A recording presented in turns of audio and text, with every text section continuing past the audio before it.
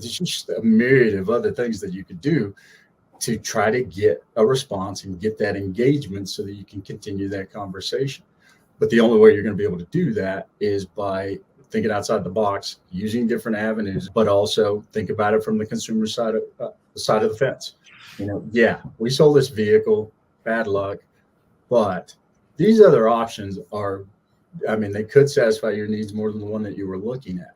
But the only way that I'm going to know that is if I give you all the information that you need in order to make a well-informed decision, but elevate my status from just being a guy who's trying to push a car off the lot to a trusted advisor.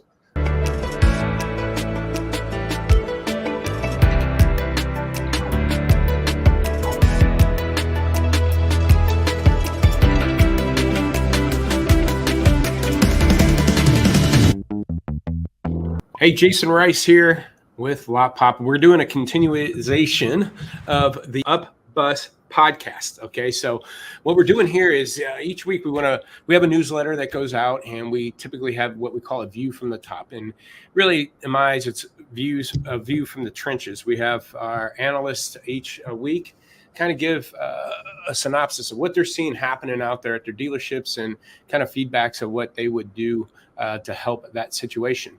So this week we have Ronaldo Leonard joining us from our team. Before I introduce him, I'll actually let him introduce himself, give a little bit of background, what he does for the company. So with that, and the topic that we're going to be talking about is, what we did with this was the Master of the Art of Follow-Up, best practice examples for sales prospect engagement.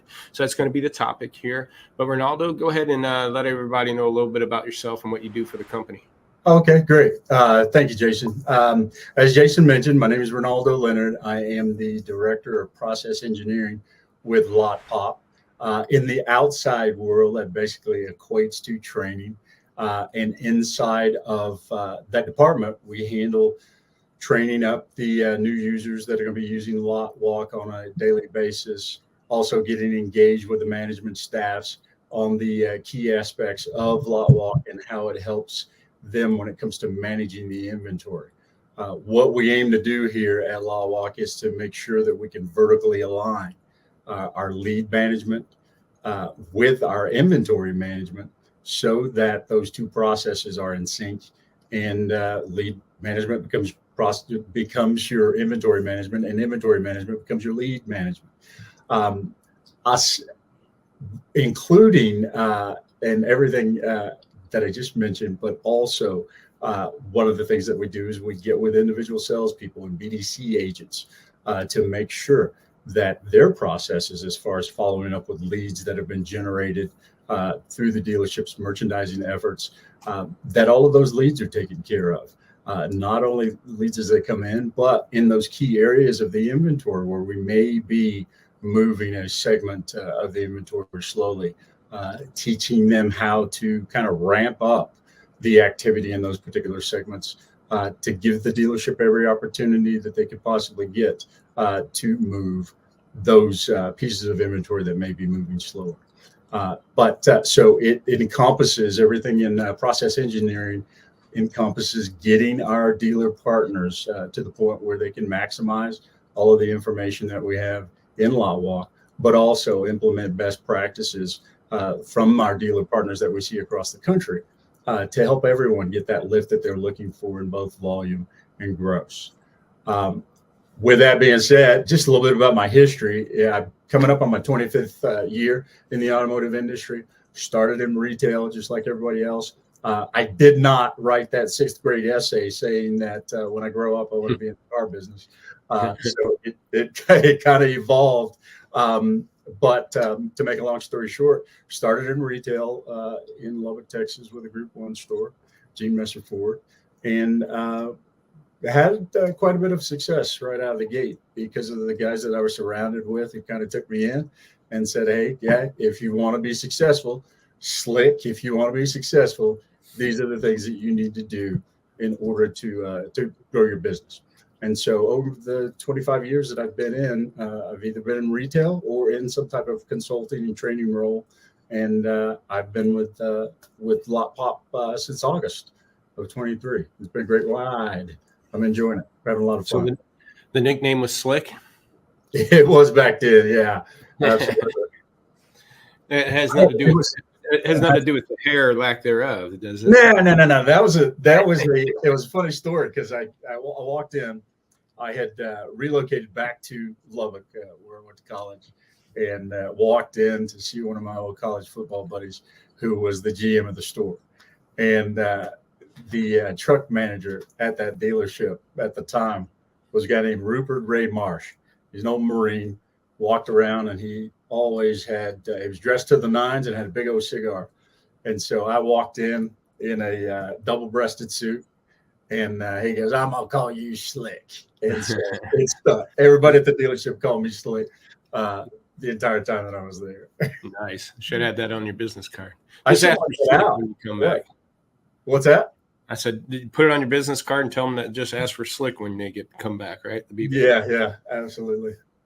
All right. So you talked about, at the beginning of this, many of the managers you have conversations with are kind of puzzled with the task of building out consistent, effective follow-up that produces results. And, I could see that obviously because, prior to COVID, we had to be very efficient with those processes and communications and I always say duplicate your online communications and presence to your physical lot.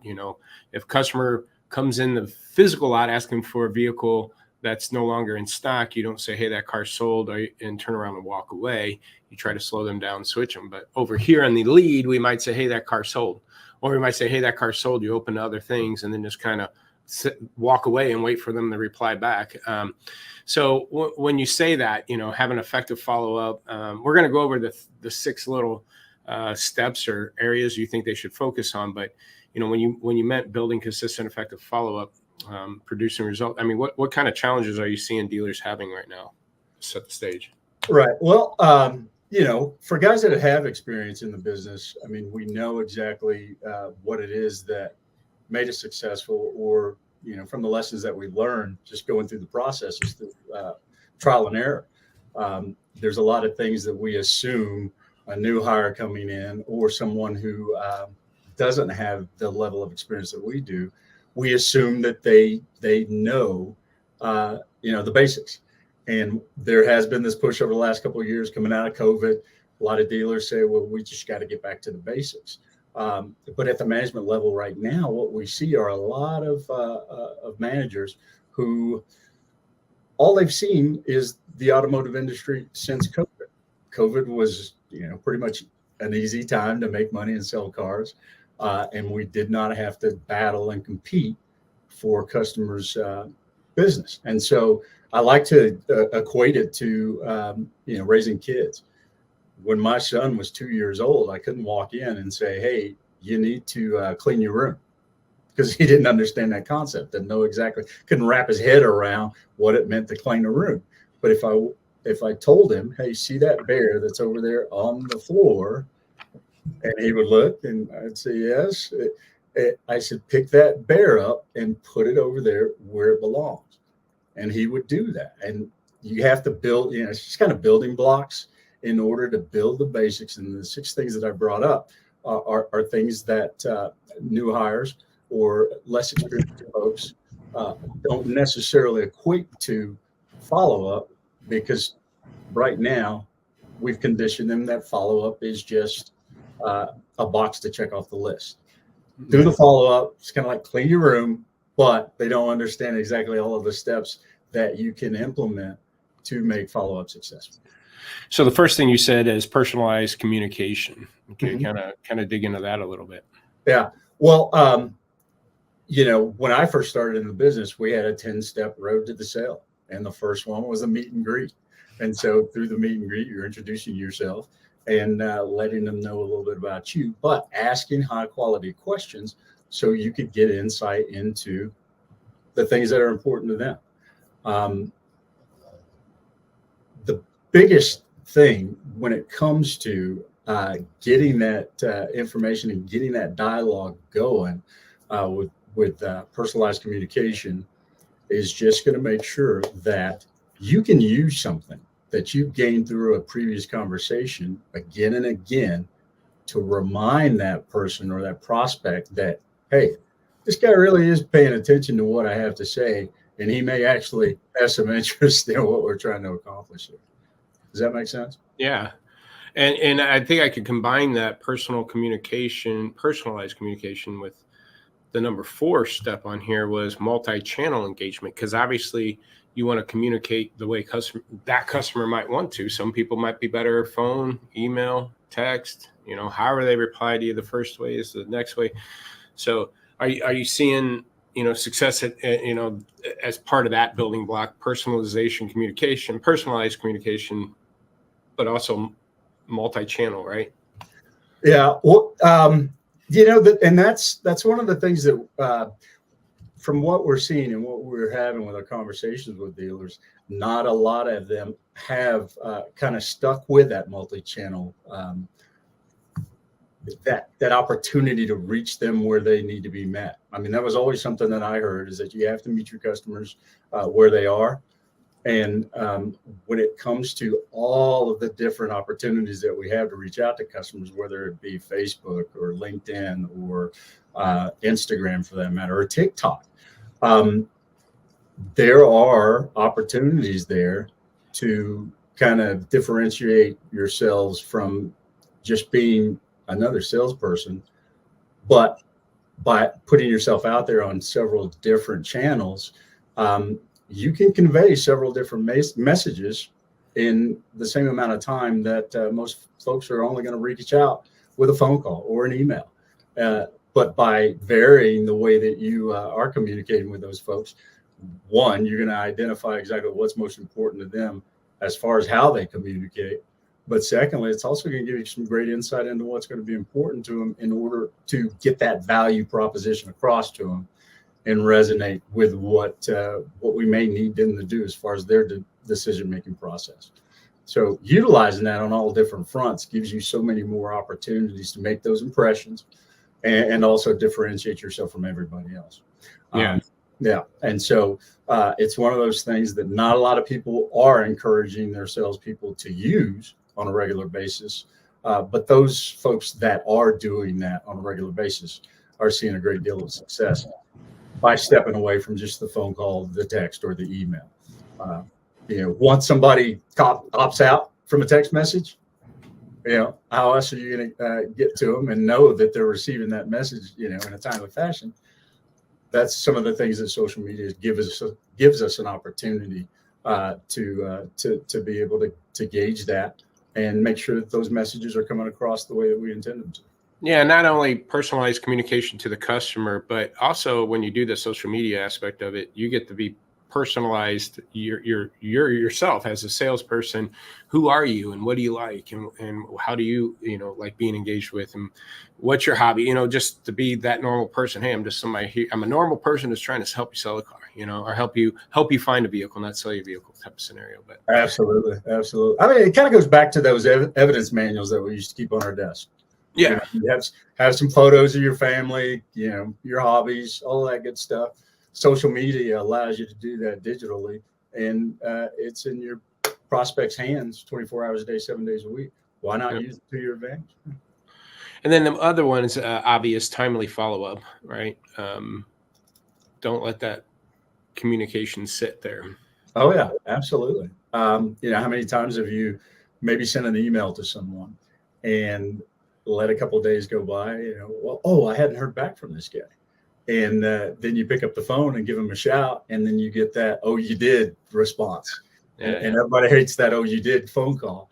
And so being timely and being consistent in how you're reaching out makes a huge difference.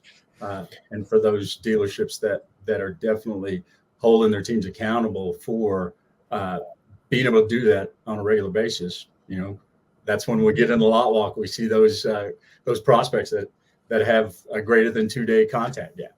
That's just too long when you do have so many different avenues that you can use to just kind of let somebody marinate out there, because people often forget that vehicle that they're interested in. Not only are you competing with every light vehicle in your market that's out there and available, every dealership that may have one that's in that class or in that price range, but you're also competing against every single salesperson that's out there as well.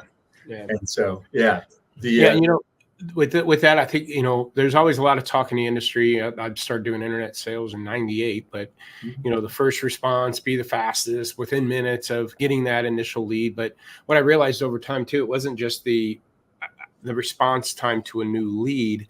To me, what was even more important was the response time to a reply. So if a customer emailed me, it's one thing, get a new lead, so you pick up the phone real quick and call them. But when that customer reaches out to you saying, hey, I'm thinking about swinging by on my way home today at 4:00 to check out the vehicle. Is it still there? Are you available? Right. Mm-hmm. Well, I don't reply back to that by now because they might be leaving at 3:30, right? And I don't reply back till 4. They might be sitting there waiting till they leave, and they go, well, he didn't get back to me, so do I want to waste my time? Maybe I'll stop at the other dealer that is on the way home, and because I didn't reply back to them, they end up stopping somewhere else because they weren't sure if the car was still there or not, and they didn't want to waste their time. And then I call, and then they reply back to me later that night saying, hey, sorry, I didn't hear back from you. I already bought a car, right? Mm-hmm. So I think the reply to a reply, I always said that I would rather have a 1-minute response time to a reply and a 5-minute response time to a new lead than a one minute reply time to a new lead and a 5-minute. Because somebody submits a new lead, that I think they anticipate somewhat of a delay. They know somebody's going to get back to them within a certain amount of time. Absolutely. But if I have a specific question on a specific timeline and you drag your feet, you're going to lose opportunities. Oh yeah, absolutely. And that kind of ties in another aspect that I touched on in the article was, with active listening and responding.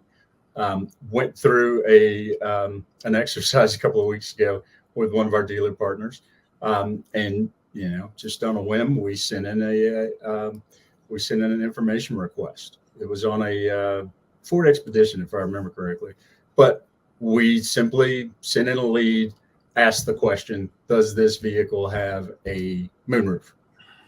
And immediately we got a response, an electronic, it was an automatic response to the lead. It was the general manager. Hey, thanks for sending the information. Just want to let you know I'm here for you. Blah, blah, blah. Give me a call if you have any questions. And then that was followed up by electronic emails or automatic emails responses from 4 other people in the dealership. And over the course of about 48 hours, there were 7 responses to the lead, but not one answered the question about the moonroof. Yeah. And so they kind of missed the boat on that. I mean, yeah, it's great to get back to them, like you said. But if there's a question on the other end of that request for information, we've got to be responsive, but also pay attention to the question that was asked and answer that information. Yeah. Don't just reply to the lead, read the lead, always go through. And that's one of the things I trained my internet guys when I had internet director. When you get the lead, read the lead, meaning, if their email address is jrice@boeing.com, they work at Boeing, right? And maybe your uncle does. So, hey, I noticed you looked at Boeing. My uncle works there too, right? Something relevant to them. Yeah. Or it could be, fisherman73 at Gmail, okay, well, they're probably 50 years old and they like fishing, right? So now you just reading the email address, you can kind of get a little bit of story on top of looking. That's where when I do submit a fake lead, I do the same thing. I put something in the comments and see how they reply, but it's typically a trade-in. Hey, I'm looking to trade in my 2020 GMC Envoy with 60,000 miles. Do you know what that could be worth? And just see if they even address that at all.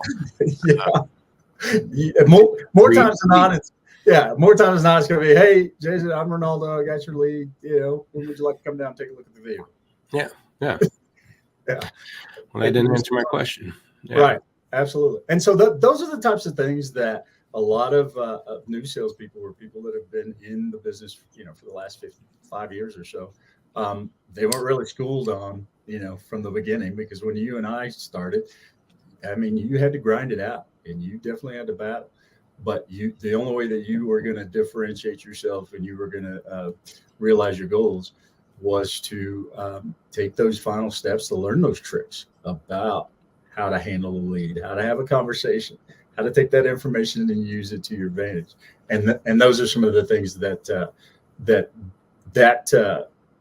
article addressed, and some of the things that Amit Jones, who works with me in the process engineering department, we're bringing to the table when we are introducing Lotwalk to new users and new folks in the dealership. So.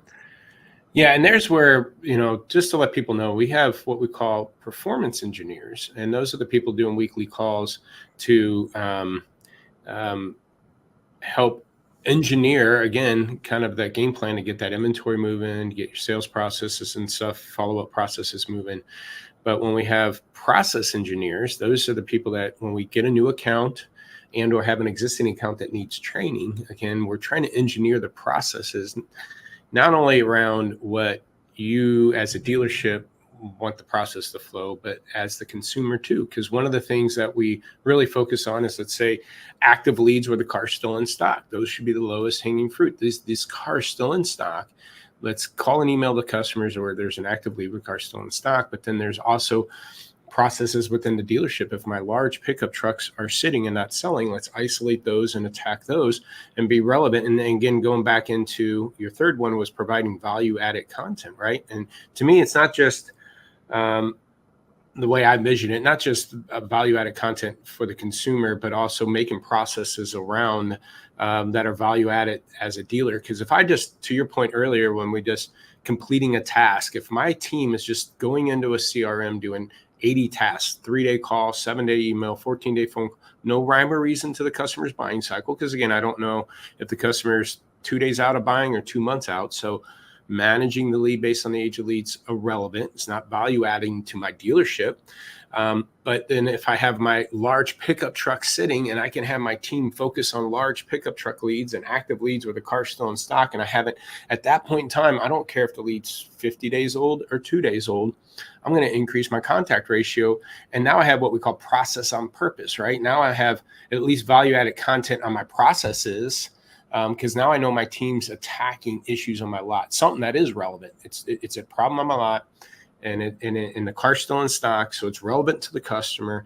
And again, a 50-day-old lead might have just got their tax return check today, and most times they're giving up on them. But I know you meant other things been value-added content. So, what are you seeing out there with either struggling or what dealers are doing to get around that? Well, on that aspect with the dealers that we've talked to, who we're getting the responses that, my guys are working these leads and these leads are just kind of dropping off. They ghost us. We don't hear anything from them, and the question is, what type of content are you providing to them? Do you reach out to them in such a way that's compelling, and that's adding value for the dealership, for that particular vehicle, for that salesperson? What we encourage sales teams and BDC agents to do, if that's a situation that they're running into, go back and look at your correspondence and how you're trying to reach out to them. If you talk, and one of my favorite is, Lotwalk is telling me I need to talk to this guy, but I reached out to him yesterday. And I'm always trying to encourage them to present other options, inside. We present switch opportunities. So if you have a prospect that's not replying to your initial efforts to reach out, have you presented another vehicle? Do you ask a compelling question? Hey, I tried to reach out to you. ... What's next? Just thinking outside of the box, and also, if there's a vehicle that we, with a switch situation, the vehicle's been sold, you do have several different options in the inventory that we'd like to switch them to. Have you taken the time to maybe send them, Consumer Reports review on this particular vehicle? Or, there's just a myriad of other things that you could do to try to get a response and get that engagement so that you can continue that conversation. But the only way you're going to be able to do that is by thinking outside the box, using different avenues in order to get that response. But also think about it from the consumer side of the fence. We sold this vehicle, bad luck, but these other options are I mean, they could satisfy your needs more than the one that you were looking at. But the only way that I'm going to know that is if I give you all the information that you need in order to make a well-informed decision, but elevate my status from just being a guy who's trying to push a car off the lot to a trusted advisor. Only guys that become trusted advisors are giving them different pieces of information that's going to make them feel more confident in the decision that they're making, not only in the vehicle, but also in the dealership as well. And I can see that even just if you have the customer's trade-in information, maybe stop following up on the Dodge Ram or the Ram truck because they haven't called you back on the Ram truck, but circle back and say, hey, one thing I noticed, you're trying to trade in that F-150. We really need some trucks right now. I'd be curious to see if I can get you some more information on what we can do to buy that from you, and just absolutely change the conversation. Yeah, my favorite line now, so you're looking at trading in that 3/4 ton pickup truck. When can you come down so that we can give you way too much money for the vehicle you're trying to get out from under? Well, that's the other thing. A lot of BDCs or internet teams are just trying to run off a script to schedule an appointment, and that, again, that only goes so far. I think if anything, that only works on maybe 10 to 20% of the people. And if that's the only way angle you're trying to do, they might just give you a date and time just to get you off the phone. Oh, shoot, I shouldn't answer the phone. Yeah, I'm going to try to come by Saturday. Yeah, around 2:00 works. And then, to get off the phone, to get off, because that's all you're pounding versus, again, trying to figure out how to help them, other angles to it.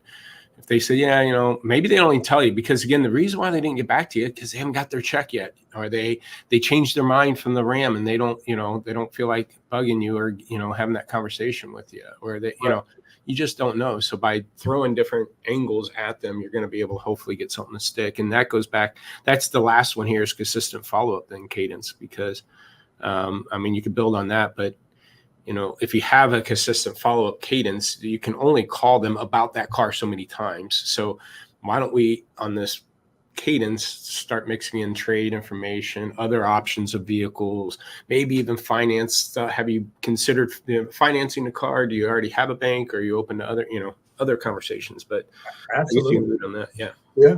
I mean, and one of the things that I've always seen so much success with is sending them information on something that has absolutely nothing to do with the car deal. A service coupon for an oil change or something. Absolutely, yeah.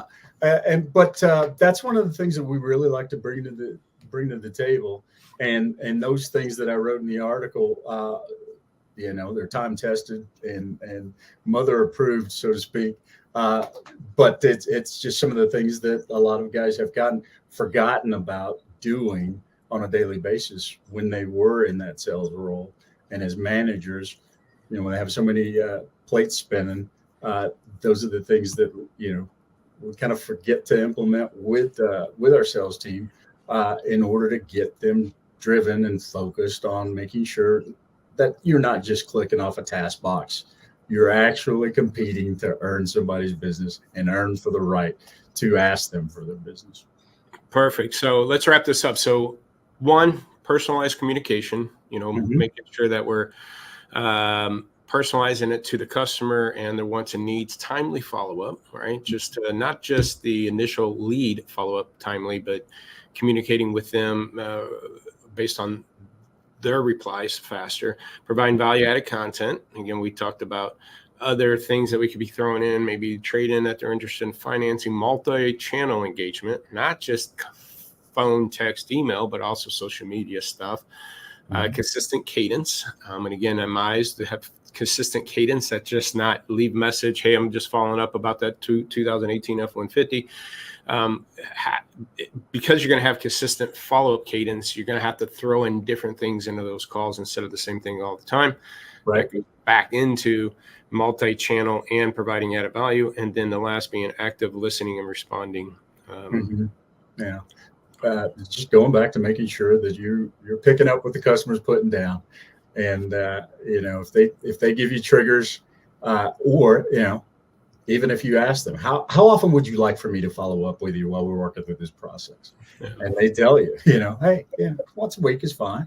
I'm not going to make a decision in the next 6 weeks or so, but, listen to it and put it into your arsenal and make sure that you meet your customers where they want to be met.